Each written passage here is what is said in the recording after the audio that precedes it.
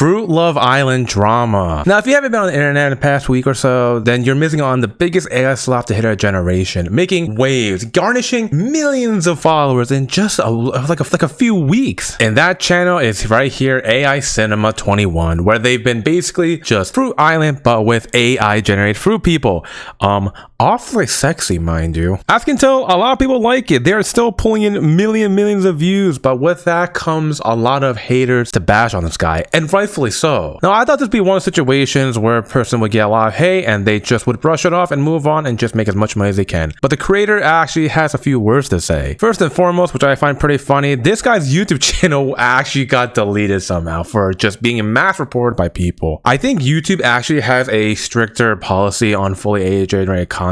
They'll just either demonetize it or, I guess this case, flat out destroy it. So a big W for YouTube there. And the creator of Fruit Love Island had a cheeky response to this. All they really said was, my YouTube was deleted. It's okay. They broke. I'm up. Such wise words. Now, I'm assuming this guy wasn't too heartbroken about his YouTube being deleted. I'm assuming most of his revenue comes from TikTok anyways. But I guess all the hate and criticism got to the creator's head that he had more of some choice words to say here. Now, this is quite the novel, so let's try to break it down and highlight the key parts. Just a little statement because I broke the internet. I never in a million years expected this series to get as big as it was. Yada yada. He's just talking about how he came about this.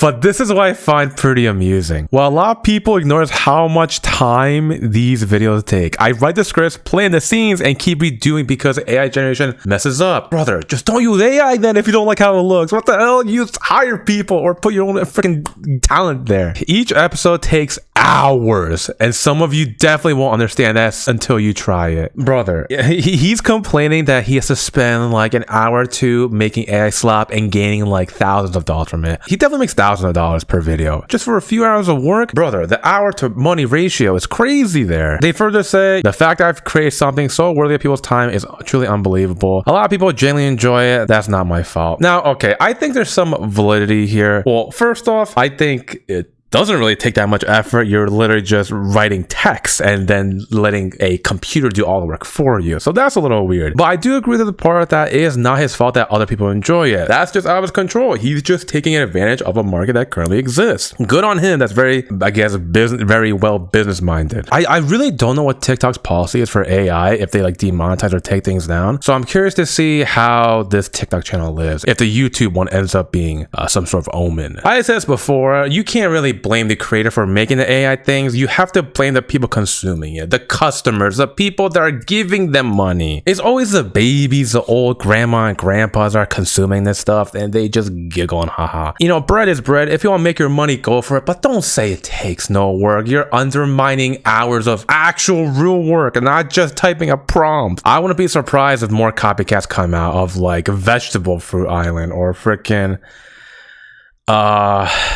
I was trying to think of more examples here. And yeah, that's all I really got. Bye-bye.